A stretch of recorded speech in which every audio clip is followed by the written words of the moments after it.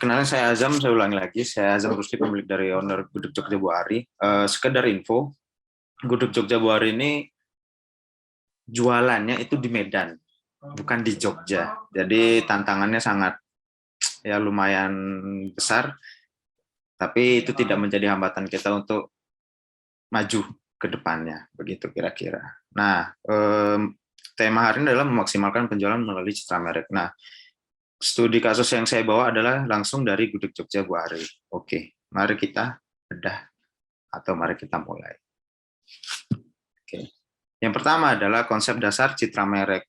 Nah, konsep dasar citra merek adalah sebuah upaya pengelolaan suatu merek agar mendapat kesan mendalam dan positif di mata konsumen.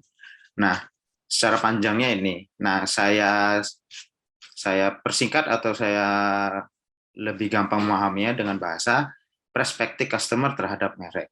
Nah, itu dia, biar gampang kita memahaminya. Nah, selanjutnya adalah Gudeg Jogja Buari sendiri mempunyai keyword atau kata kunci untuk membrandingkan Gudeg Jogja Buari itu sendiri. Yang pertama adalah tradisional, yang kedua adalah humble, dan yang ketiga adalah keibuan.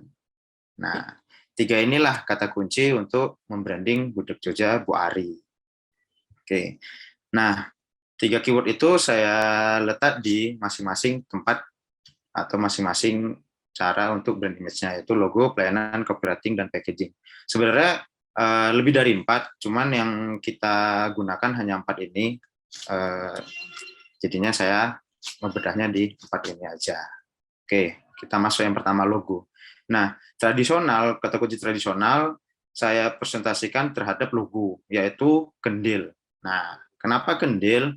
Karena kendil sangat identik dengan gudeg dan rumah masyarakat Jogja. Nah, semua orang yang tahu gudeg itu pasti melihat gudeg pasti ingat kendil. Nah, orang yang lihat kendil itu pasti ingat gudeg. Begitu kira-kira. Jadi targetnya itu adalah tradisionalnya adanya di logo. Begitu. Nah, selanjutnya pelayanan. Tadi ada kata kunci humble. Nah, humble ini saya terapkan di pelayanan.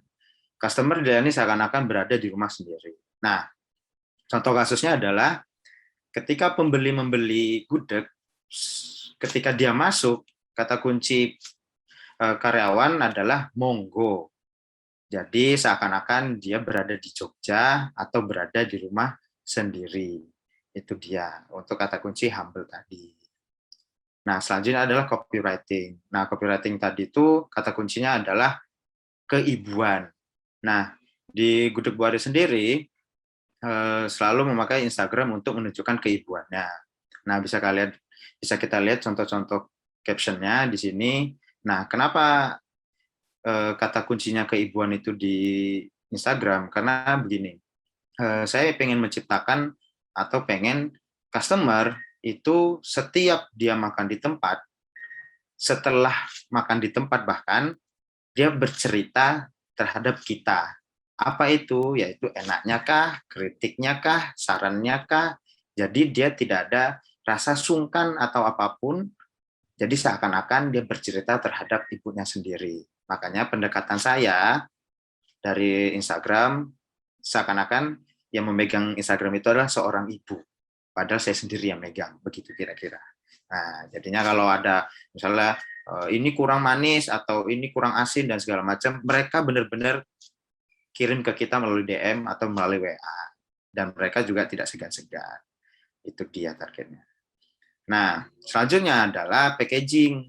Nah, di packaging saya tidak bisa mengotak-atik terlalu dalam karena terlalu berat untuk mengotak-atik packaging karena terbatas dengan budget. Akhirnya saya buat cuman di tambahan slogan setiap sabuk dari packaging tersebut. Nah, memperkuat brandnya dengan cara slogannya yaitu mengenang Jogja lewat rasa. Sehingga dia makan gudeg seakan-akan benar-benar merasakan Jogja ketika dia masih hidup di Jogja. Gitu. Oke. 2. Cara menciptakan citra merek yang tepat dan kuat. Nah, yang pertama, tentukan visi dan target pasar. Oke, sebentar. Nah, target pasar akan ditentukan melakukan promosi target pasar akan ditentukan berdasarkan visi perusahaan. Nah, di Gudeg sendiri, visinya adalah mengembalikan kenangan orang yang pernah hidup di Jogja lewat makanan. Nah, target pasarnya jelas, pasti ya. Target pasarnya yaitu orang yang pernah hidup di Jogja. Nah, saya tetap target saya utamakan orang-orang yang pernah hidup di Jogja, karena itu sudah banyak sekali sih sebenarnya di Medan sendiri orang yang pernah hidup di Jogja ataupun di Pulau Jawa. Nah, biasanya orang yang hidup di Pulau Jawa pasti akan kangen dengan gudeg.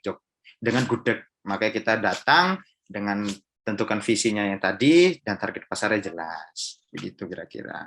Nah, yang kedua adalah melakukan promosi. Nah, Gudeg Buare sendiri melakukan promosi melalui sosial media Instagram dan Facebook. Promosi ini bertujuan untuk menyebarluaskan brand image sehingga semakin lekat karakter brand terhadap ingatan publik. Nah, saya buat iklan-iklan itu hanya di Instagram dan Facebook untuk menyampaikan image kita tuh seperti apa. Gudeg itu seperti apa sih? Apalagi Gudeg Buare itu seperti apa sih? Nah, itu melalui media promosi atau iklan. Oke, selanjutnya adalah konsistensi. Nah, brand image sendiri harus dibangun dengan konsistensi dan itu sangat penting agar tetap bertahan di hati masyarakat. Caranya gimana? Nah, dengan cara mempertahankan kualitas produk, contohnya kayak enaknya lah dan segala macamnya. Yang kedua, mempertahankan hubungan baik dengan konsumen. Nah, manfaat dengan hubungan baik dengan konsumen adalah ketika dia pengen memberi masukan atau kritik ketika kita salah, mereka tidak segan-segan untuk menyampaikan. Dan yang terakhir adalah mempertahankan karakter si brand tersebut. Begitu. Oke. Nah, lanjut. Nah, ketiga, cara menghadapi hambatan dan menciptakan peluang. Nah, hambatan itu menurut saya itu ada dua sebenarnya kalau menurut saya ya. Nah, yang pertama adalah modal, yang kedua adalah skill. Nah, cara menghadapi hambatan yang pertama itu ya modal, yaitu adalah meminjam uang. Nah, meminjam uang itu yang paling gampang sesama saudara. Meminjam uang juga bisa ke bank.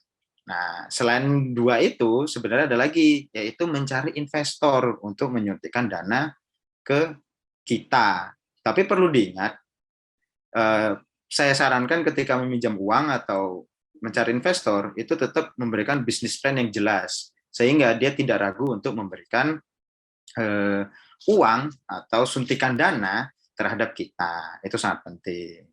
Nah, yang ketiga adalah bekerja. Nah, bekerja terus-menerus sehingga mendapatkan modal, lalu kita buka usaha dan membangun brand usaha kita sendiri. Nah, hambatan yang kedua adalah skill. Nah, gimana cara menghilangkan hambatan skillnya itu? Yaitu dengan cara bekerja. Bekerjanya seperti apa? Maksudnya adalah ketika kita bekerja atau ketika kita punya impian usaha apapun itu, nah kita bekerjalah dulu di tempat usaha tersebut. Contoh misalnya percetakan. Nah, kita tuh berusaha untuk pengen punya usaha percetakan misalnya. Nah, bekerjalah dulu di percetakan tempat lain dulu, dipelajari gimana caranya, gimana dia bangun image-nya dan segala macam. Lalu diterapkan di usaha kita. Yang kedua adalah membaca buku. Nah, menambah skill itu dengan membaca buku itu sebenarnya udah banyak ya soal-soal baca buku brand-brand atau citra merek. Jangankan di buku, di Google juga banyak sebenarnya. Jadi lebih gampang untuk menajamkan skill kita di citra merek. Yang ketiga adalah referensi. Referensi itu adalah melihat brand-brand besar sehingga bisa kita pelajari. Begitu. Nah, menciptakan peluangnya itu adalah sebenarnya sama saya tuh simple kalau menciptakan peluang itu dengan cara berbeda dengan yang lain.